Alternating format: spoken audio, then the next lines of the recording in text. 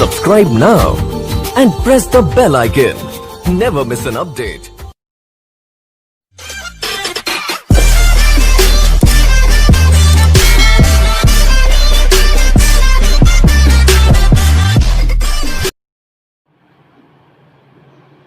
Next we come back with the another series, that is find the mean by the assumed mean method. अब ध्यान रखना यहाँ पे हमको कौन सा मेथड काम में लेना, अज्यूम्ड मीन मेथड काम में लेना है, and median of the following data. यानी अज्यूम्ड मीन मेथड का फॉर्मूला क्या होता है, X bar is equals to A plus sigma F D upon में सिग्मा एफ। यानी हमको डी निकालना पड़ेगा, ठीक है। सिग्मा एफ तो हमको गिवन होता है, मैंने पहले से टोटल करके और थोड़ी टेबल बना के रखी हुई है। अब देखो एक्स निकालने के लिए मैंने पहले भी बता रखा तुम्हें, इन दोनों के बीच का नंबर लेना होता है। तो 20 और 30 के बीच का नंबर क्या आएगा, 25। तो यहाँ पे मैंने 25 लिख दिया। अब क्या 10 जोड़ते हुए चलो सब में, क्योंकि 10 का गैप है। तो इधर मैंने 35 लिख दिया, इधर मैंने 45 लिख दिया, इधर मैंने 55 लिख दिया,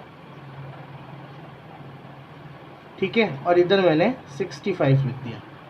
अब डी निकालने के लिए मेरे को x माइनस ए करना पड़ेगा, ठीक है। मैंने बीच का नंबर इसको a अज्यूम कर लिया। मैंने क्या अज्यूम कर लिया, 45 एज अ ए। अब देखो यहाँ वाला तो ज़ीरो हो जाएगा, ठीक है। 35 माइनस 45 तो माइनस का 10 बचेगा, 25 माइनस 45 तो माइनस का 20 बचेगा, इधर 55 माइनस 45 तो प्लस का 10 बचेगा, और इधर प्लस का 20 बचेगा। अब देखो f और d को मल्टीप्लाई करना है हमको। बहुत से स्टूडेंट्स गलती करते हैं इस बार एग्ज़ाम के लिए, ये अज्यूम मीन मेथड ज़्यादा इंपॉर्टेंट है। बहुत से स्टूडेंट्स यहाँ पे ये गलती करते थे, fx को मल्टीप्लाई करते थे, जबकि fx मल्टीप्लाई नहीं होगा, fd मल्टीप्लाई होगा। तो 4 2 ज़ा 8, यानी माइनस का 80 और ये माइनस का 280 बन गया, ठीक है। 42 2 ज़ा 0, ये प्लस का 200 और ये प्लस का 120 बन गया। तो देखो माइनस का 80 और माइनस का 280 मिलके तो ये बन गया माइनस के 360, माइनस का 360 और प्लस का 320, कितना बच गया, 40 बच गया, ठीक है। सिग्मा एफ डी की टोटल हमारे पास कितनी आ गई, 40। सिग्मा एफ की टोटल हमारे पास में कितनी है, 100, ठीक है। तो 40 अपॉन में 100 which is equals to 45 plus 0.4। तो ये आ गया हमारे पास में 45.4 इसका आंसर, ठीक है। नाउ हमको मीडियन भी निकालना है। तो मीडियन निकालने के लिए हमको क्या बनानी पड़ेगी, CF बनानी पड़ेगी, ठीक है। CF खींचनी पड़ेगी अब हमको। तो उसके लिए हमको वापस क्लास लिमिट लिखनी पड़ेगी। तो यहाँ पे नेक्स्ट पेज पे मेरे को सेकंड जो है, कंप्यूटेशन ऑफ मीडियन।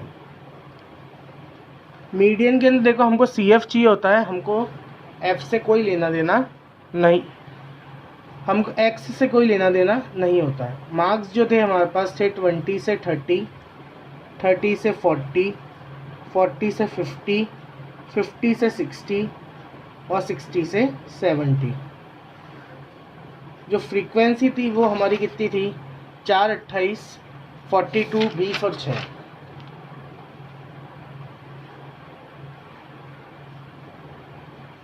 अब देखो CF मैंने एक पहले वीडियो में बता रखा है, इसके अंदर Z बनता है।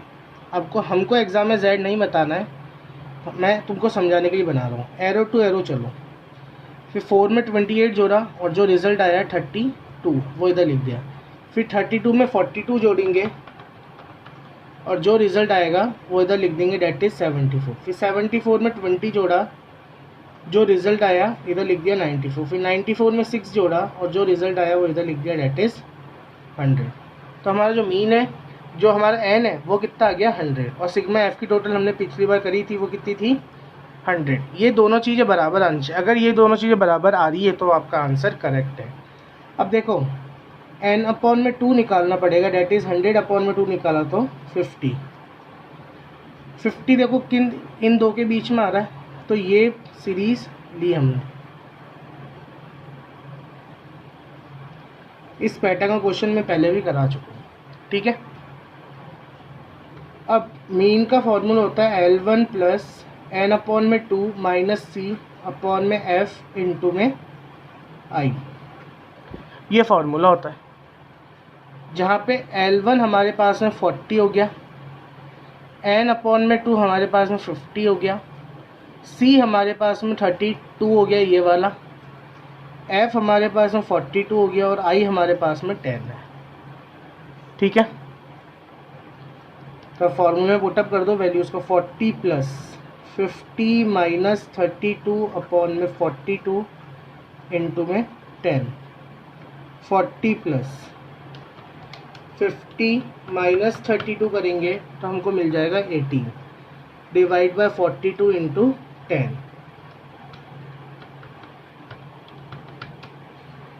इसको कैंसिल करेंगे, ये बनेगा पहले तो 180 अपॉन में 42, 180 अपॉन में 42 बनेगा।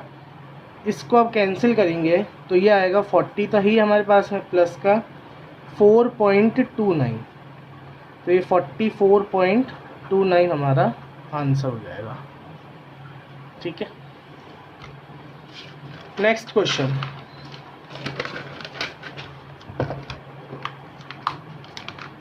इम्पॉर्टेंट क्वेश्चन है 3 मार्क्स के लिए, 6 में भी पूछ सकते हैं, ठीक है।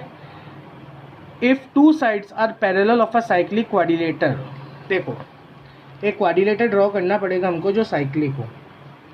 साइक्लिक क्वाड्रिलेटर जो सर्कल के अंदर होता है,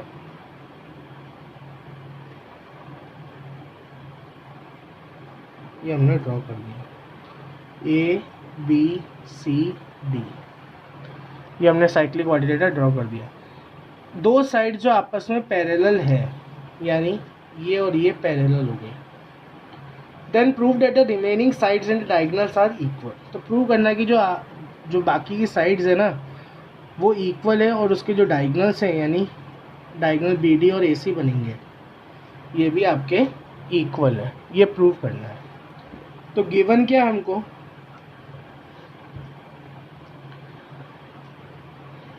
ABCD is a cyclic quadrilateral. Cyclic quadrilateral का मतलब हो गया angle B plus angle D is equals to 180 है और angle A plus angle CB 180 है, ठीक है। दूसरी चीज़ हमको गिवन है AB जो है वो पैरेलल है CD के। जब 2 लाइंस पैरेलल होती है और एक ट्रांसवर्सल होती है तो उसके साथ बनने वाले जो एंगल होते हैं वो इक्वल होते हैं, ठीक है। 2 प्रूव क्या करना है हमको, रिमेनिंग साइड जो है ना, जैसे AB, यहाँ पे मैंने गलत लिख दिया, AD है ये, हमने AD माना ना, AD is parallel to BC, AD जो है किसके पैरेलल है, CB के, ठीक है। 2 प्रूव करना है कि AB और CD इक्वल है और जो डायगोनल्स है ना, डायगोनल्स जैसे BD और AC ये भी इक्वल है ना। प्रूफ देखो हमको गिवन क्या है, गिवन है that AD is parallel to CD, ये गिवन है, and AD is parallel to CB, ये गिवन है, और and CD is a transversal. तो जो ट्रांसवर्सल होती है दैट मीन्स एंगल D और एंगल C मिला के कितना हो गया, 180 डिग्री, ठीक है। ये रूल है, जब भी 2 लाइन पैरेलल होती है और एक ट्रांसवर्सल होती है तो उसके ऊपर बनने वाले जो एंगल होते हैं उनका सम 180 होता है, ठीक है। बट हमको क्या गिवन है, इसको फर्स्ट इक्वेशन दे दो, but angle B plus angle D का सम कितना है, 180, ये भी हमको गिवन है। देयरफॉर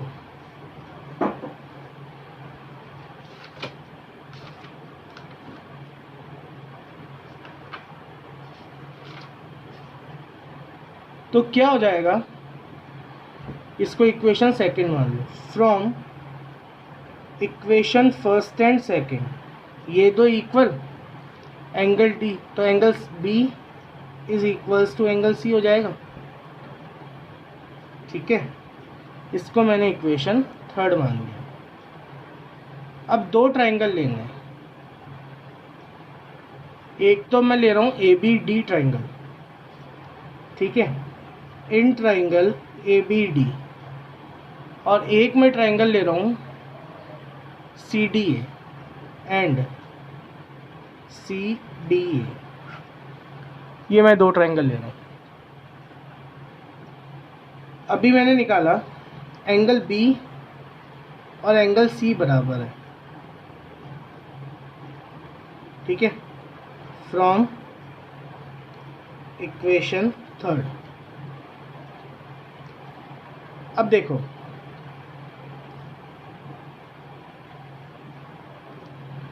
एंगल ए और एंगल डी बराबर होंगे, क्योंकि एक ही सेक्टर पे जो एंगल बनते हैं, एक ही आर्क पे जो एंगल बनते हैं वो इक्वल होते हैं। तो आर्क कौन सा चल रहा है मेरा, बी डी आर्क चल रहा है, तो उसमें एंगल बी ए और ए डी यानी ए और डी एंगल इक्वल है।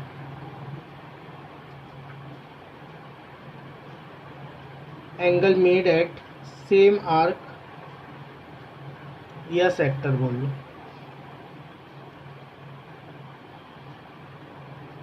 और क्या कॉमन है, देखो इसमें भी ए डी आ रहा है, इसमें भी ए डी आ रहा है, तो A D is equals to A D, ये आ गया common. Therefore triangle A B D जो है वो कॉन्ग्रुएंट हो जाएगा ट्राइंगल सी डी ई के बाय एंगल साइड एंगल। ठीक है, तो जो बाकी करस्पॉन्डिंग साइड्स होती है वो भी ट्राइंगल कॉन्ग्रुएंट ट्राइंगल की इक्वल होती है। देयरफॉर जो ए बी होगा वो किसके बराबर होएगा, सी डी के by C P C T, और जो डायगोनल है ना बी डी वो किसके बराबर होगा, ए सी के, B D is equals to A C, ये भी by C P C T. ये हो गई हमारी प्रूव्ड। नेक्स्ट क्वेश्चन, ये भी बोर्ड में आया हुआ क्वेश्चन है।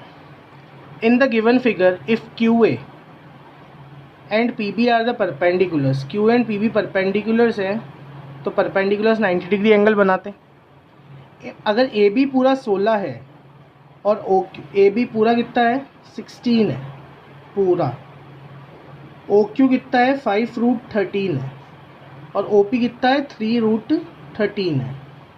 Then find the length of A O and B O. A O और बी ओ की लेंथ हमको कैलकुलेट करनी है। ठीक है,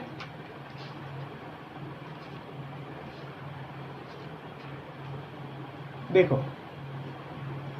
दो ट्राइंगल ले लो, पहले इन दोनों ट्राइंगल को पहले कॉन्ग्रुएंट प्रूव सिमिलर प्रूव करने पड़ेंगे। In triangle A O Q and B O P,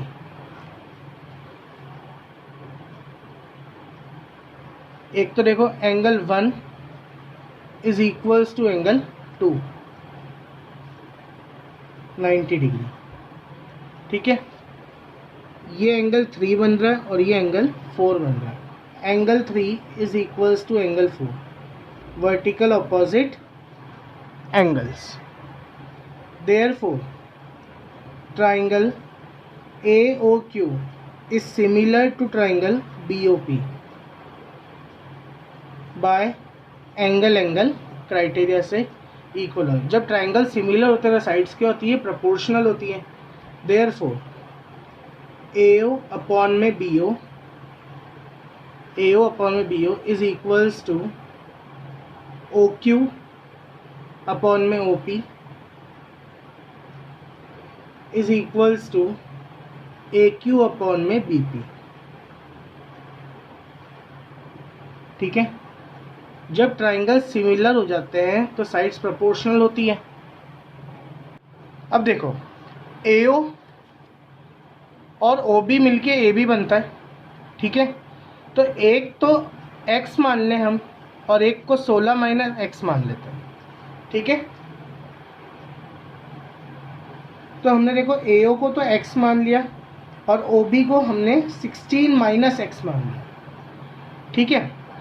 अब वैल्यूज पुटअप करनी है हमको और कुछ नहीं करना। हमने ये वाली इक्वेशन ले रहे हैं हम, इसमें AO अपॉन में BO is equals to OQ upon में OP। AO हमारे पास में x है, OB बोल लो या BO बोल लो, वो हमारे पास 16 माइनस x है। OQ हमारे पास में 5√13 है और OP हमारे पास में 3√13 है, ठीक है। √13 से √13 तुम सीधा कैंसिल कर दो। इसको हमने बाकी को क्रॉस मल्टीप्लाई करा, ठीक है।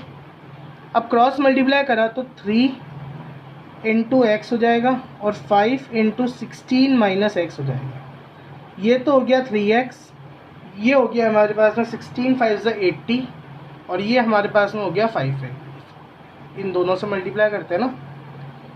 अब देखो 3x तो इधर ही रखा, माइनस का 5x इधर ले गया तो प्लस का 5x हो गया, और ये जो है यहाँ पे 80 ना, 5 और 3 ये 8x इज इक्वल्स टू 80। तो x की वैल्यू क्या आ गई 80 अपॉन में 8 विच इज इक्वल्स टू 10। अब निकालनी क्या हमको, AO एंड BO दोनों निकालना। तो देखो AO और BO, AO तो हमने x माना था तो AO तो आ गया ये, और BO हमने 16 माइनस x माना था यानी 16 माइनस 10, तो कितना आ गया 6। ये हमारा आंसर हो गया। नाउ प्रूव करना है, तो देखो 1 माइनस साइन थीटा अपॉन में 1 प्लस साइन थीटा। जब भी, पहले भी करवा रखा है ऐसा क्वेश्चन, जब भी रूट में डिनोमिनेटर हो तो हमको उसको रेशनलाइज करना पड़ता है उसके ऑपोजिट साइन से। तो यहाँ पे 1 माइनस साइन थीटा अपॉन में 1 माइनस साइन थीटा रखेंगे। तो ये क्या बना 1 माइनस साइन थीटा का स्क्वायर अपॉन में ये a प्लस बी और a माइनस बी बना। तो a प्लस बी और a माइनस बी का फॉर्मूला क्या होता है, a स्क्वायर माइनस का b स्क्वायर। तो हमने रख दिया यहाँ पे 1 का स्क्वायर तो 1 ही रहेगा, minus sine square theta root में 1 माइनस साइन थीटा का होल स्क्वायर ओवर में 1 माइनस साइन स्क्वायर। देखो हम जानते हैं साइन स्क्वायर और कॉस स्क्वायर की वैल्यू हम जानते हैं क्या होती है 1 होती है। तो 1 माइनस साइन स्क्वायर कितना बन जाएगा कॉस स्क्वायर थीटा, स्क्वायर से रूट कैंसिल। ये बना 1 अपॉन में कॉस थीटा माइनस का साइन थीटा अपॉन में कॉस थीटा। मैंने खोल दिया डिनोमिनेटर को। हम जानते हैं 1 अपॉन में कॉस थीटा की वैल्यू होती है सेक थीटा और साइन थीटा अपॉन में कॉस थीटा क्या होता है टेन थीटा। ये हो गया हेंस रूट।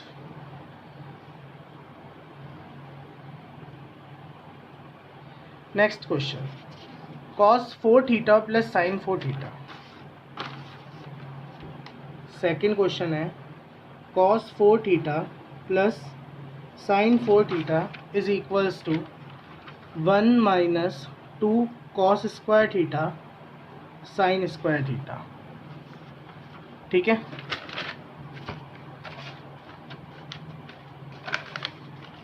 अब देखो cos 4 थीटा, अब हमको A4 और B4 का फॉर्मूला नहीं पता होगा तो हम इसको स्क्वायर में तो कन्वर्ट कर सकते हैं, साइन स्क्वायर थीटा का होल स्क्वायर, 2 2 ज़ा 4 हो गया। अब देखो A square plus B square को मैं ए प्लस बी का होल स्क्वायर लिख सकता हूँ और ए प्लस बी का होल स्क्वायर फॉर्मूला होता है A square plus B square plus 2ab, ठीक है। तो मैं इसको लिख रहा हूँ cos square theta plus sine square theta का होल स्क्वायर, ठीक है। ए प्लस बी का होल स्क्वायर बन गया। ए प्लस बी का होल स्क्वायर फार्मूला होता है A square plus B square plus 2a square B square. ठीक है, अब देखो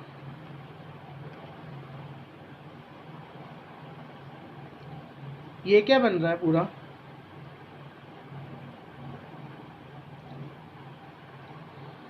खोल दो इसको, तो ये बन रहा है A square plus B square plus 2ab, यही बन रहा है। ठीक है, अब देखो प्लस का 2 कॉस करा है, तो हमको इसको RHS में हमको माइनस लाना है, तो इसके साथ में हमको माइनस का भी 2 cos square sine square apply करना पड़ेगा। अब देखो ये जानते हैं हम कि क्या होता है, ये ए प्लस बी का होल स्क्वायर होता है, तो इधर रख दो cos square theta plus sine square theta का होल स्क्वायर। ये तो हमने वापस पूरा पैक कर दिया खोल के, और लास्ट में क्या बच गया 2 cos square sine square theta. अब हम जानते हैं कॉस स्क्वायर थीटा और साइन स्क्वायर थीटा की वैल्यू 1 होती है, तो इसकी जगह हमने 1 रख दिया। 1 का स्क्वायर माइनस का 2 cos square theta sine square theta. 1 का स्क्वायर क्या होएगा 1 माइनस का 2 cos square sine square, hence proved. Next question graph का है।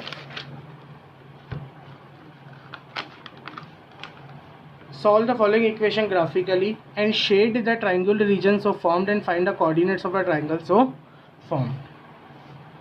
अपन इक्वेशन बनाना सीखते हैं।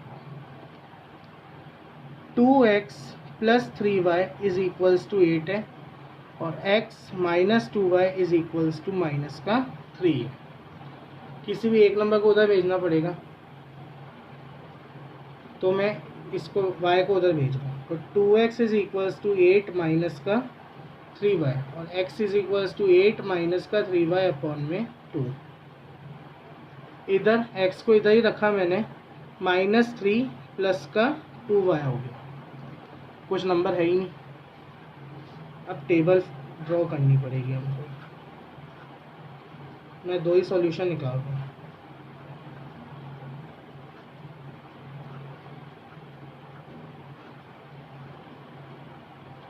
ठीक है,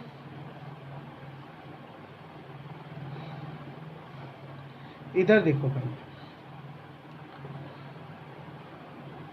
y को मैं एक तो 0 रख रहा हूँ और एक 1 रख रहा हूँ, क्योंकि नीचे कोई नंबर नहीं है तो हम कुछ भी रख सकते हैं। प्लस एक बार y को मैंने 0 रखा, तो -3 प्लस 0 इज इक्वल्स टू -3, तो x कितना मिल गया मेरे को -3। और एक बार -3 प्लस 2 इंटू 1 रखा, y को मैंने 1 रखा, कितना मिल गया मेरे को -1। अब देखो तुम एक सॉल्यूशन तो ऐसे भी निकाल सकते हो अगर तुम्हें ये पता पड़ जाए कि ग्राफ कटने वाला है या नहीं है।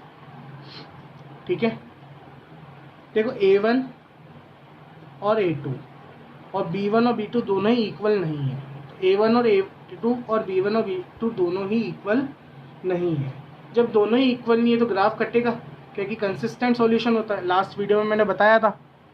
ठीक है, तो हम एक तो चाहे तो ये वाला टर्म रख के देख सकते हैं।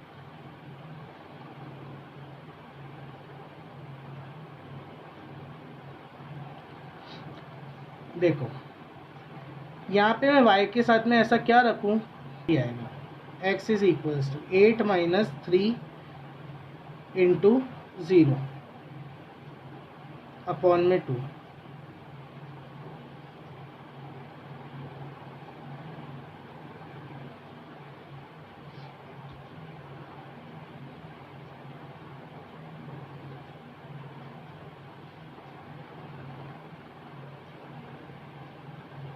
जब y 0 रखा तो देखो x 4 आ रहा है, 3 नहीं आ रहा है।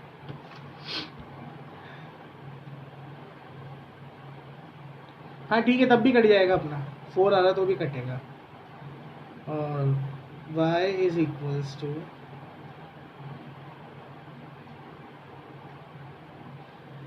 0 में मैं 2 रख दूँ अब, तो x आ जाएगा 8 माइनस 3 इंटू 2 3 2 6 अपॉन में which is equals to 2 upon में। जब y2 रखा तो x कितना मिल गया मुझे 1। इसका ग्राफ बनाकर देखना, आंसर आ जाएगा। कोऑर्डिनेट्स जो भी आते हैं x के और y के मिला के जो ट्रायंगल कोऑर्डिनेट्स आते हैं मुझे कमेंट करके ज़रूर बताएं। Thank you.